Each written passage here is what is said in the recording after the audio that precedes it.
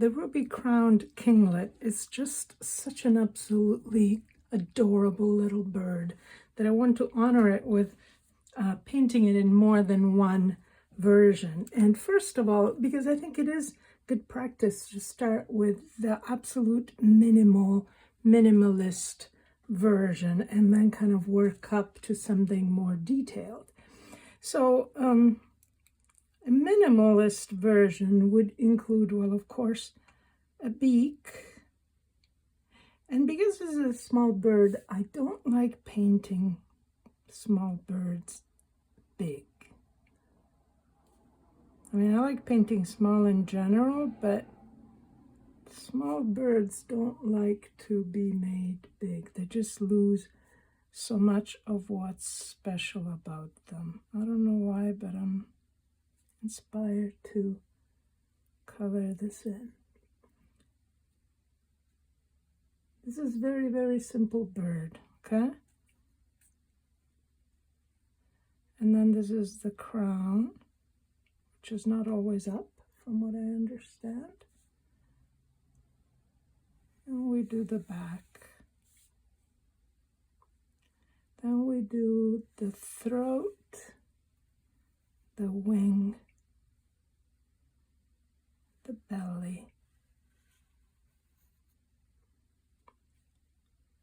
Keep going with the wing into the tail.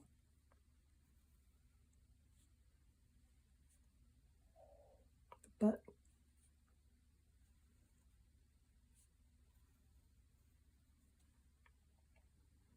And very simple, very simple this. And then you may want to do this. Now I would keep this as simple as this, except for the ruby. Now this is water soluble, but I'm going to use very powerful cad red that should be able to counter, not use a lot of water.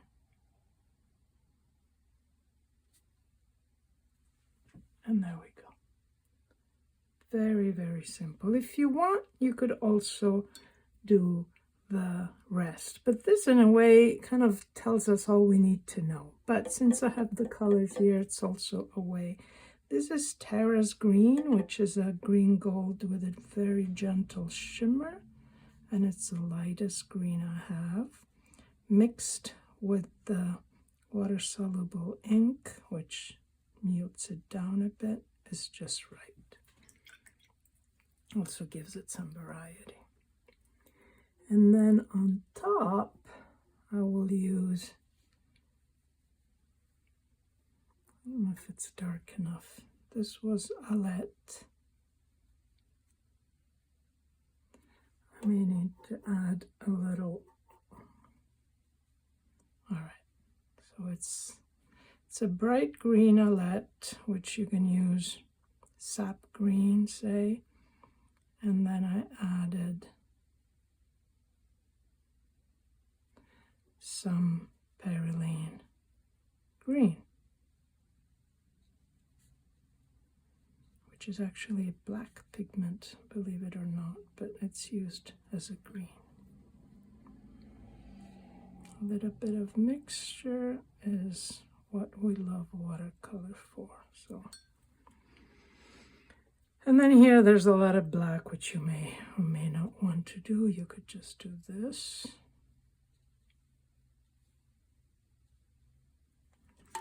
And even go back with your pen to leach some more ink in it.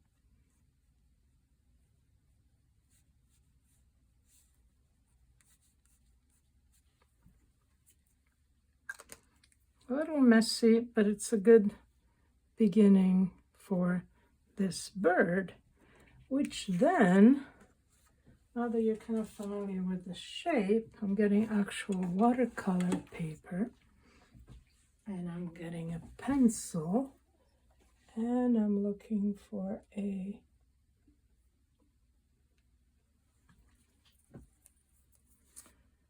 Very simple pencil. Nothing precious here. Well, what's precious is this paper, which is the Atelier Retaille watercolor paper that my daughter made. Okay. And the eye doesn't look like that caricature one. It's a very big eye. This reminds me, in style, not in color, but in style and shape and general appearance, reminds me of Titmouse, which I absolutely adore. Making it too big. Oh well. It's a little crest.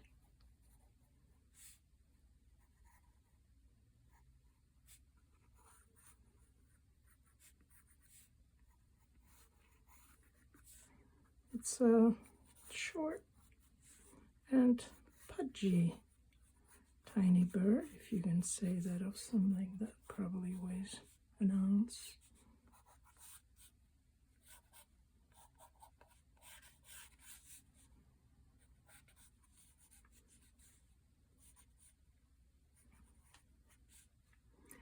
A lot of people get bent out of shape about the feet. I don't want to, but really, just, it seems strange because you have these adorable little animals and then their feet are ugly. And I think of them like the human soul or spirit that we think of as something cute, but it's gotta be tough. It needs to be able to hang on. Even when things are not pretty.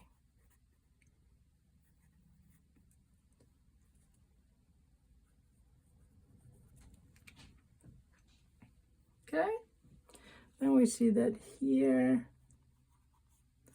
there's some white and yellow here.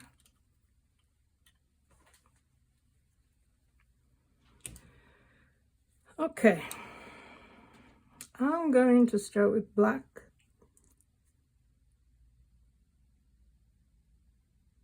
I know one should start light to dark, but I'm not.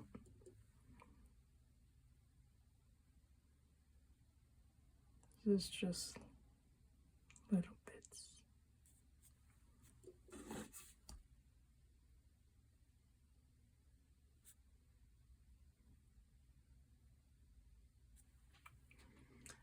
And then for the legs, I didn't take out color. These are the beautiful pottery containers made by Marina. It's always tricky to get everything showing. Let me get a brown. What is this? Oh, this is a Lake Champlain brick from a pigment that Red made. It's very dear to me. I found a brick chunk and Red turned it into a pigment. And then I put some yellow here, any kind of yellow. The butt is also yellow.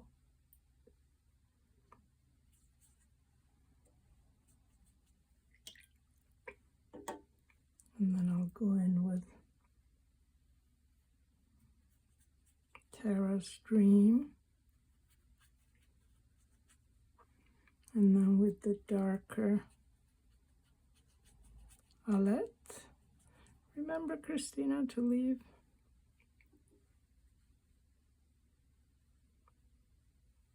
some white.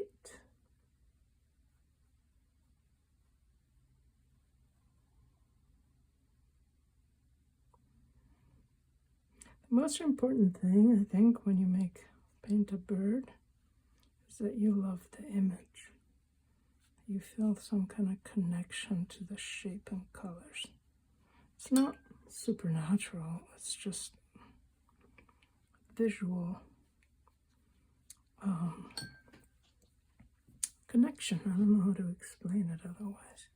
You like it. It fits what you would like to see in an image of a bird, or it speaks to you somehow.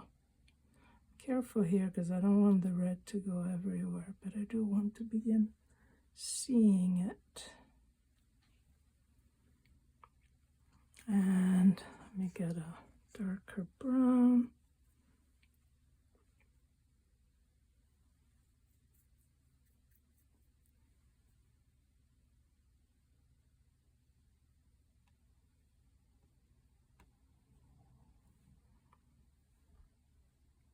It's not uncommon for artists to just not do the legs, just pretend that they never meant to do them, but occasionally it's okay, but you gotta deal with it at some point.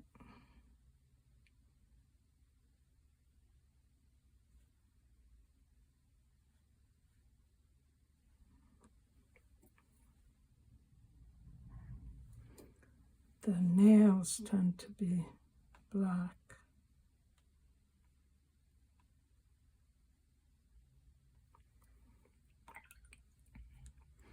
And then we need a little bit of black here. I'm trying to do this just in one go.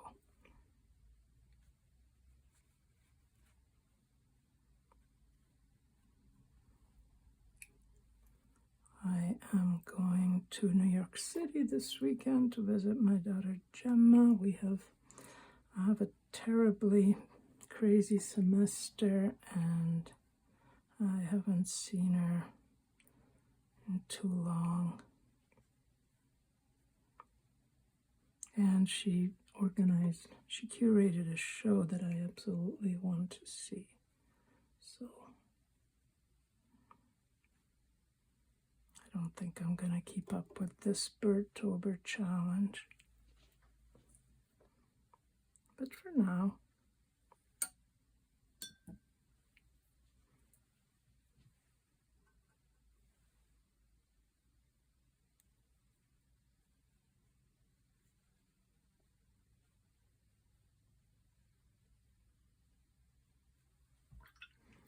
it seems really weird, this ruby crown. It's almost like it doesn't belong.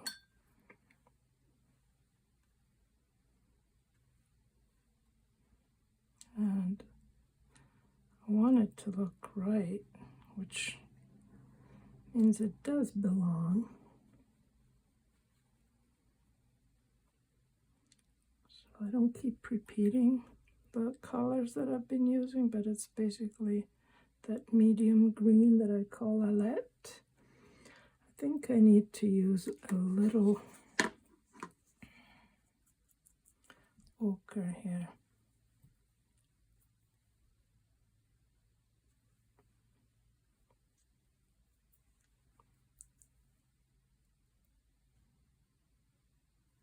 Or, raw sienna, something like that.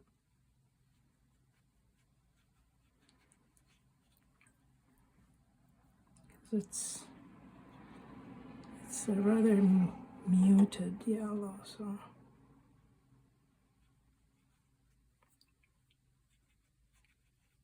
and it's almost a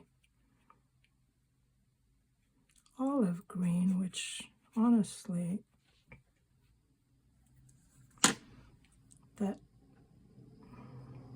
bit of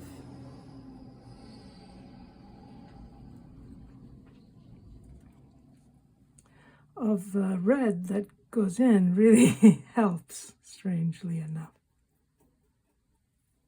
Nature knows what it's doing.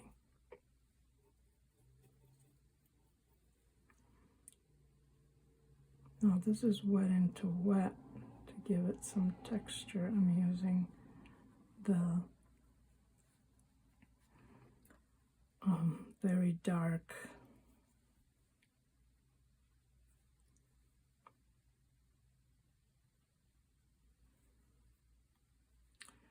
Perylene green.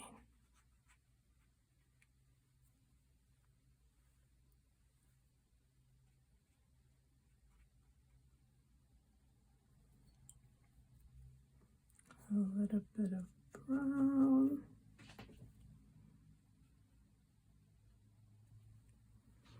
And some more black here.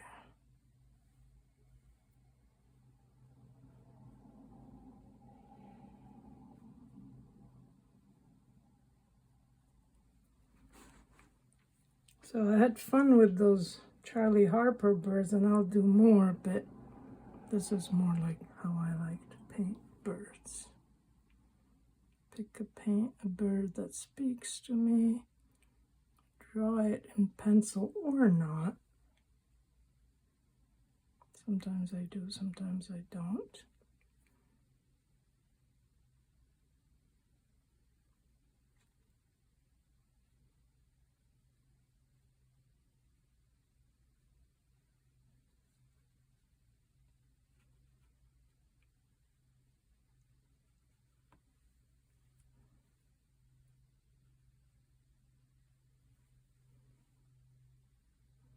Adding some brown just because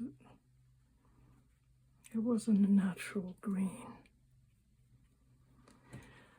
A little bit more black here. It's still a little wet.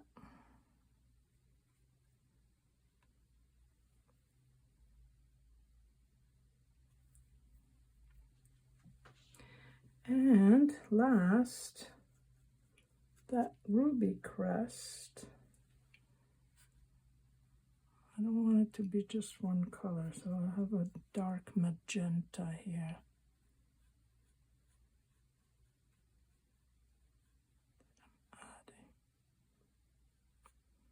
This is a hot press paper, by the way, so it has a very nice, you can get some nice, what do you call it? Backgrounds on it. For fun. Here we go. Ruby Crested Kinglet.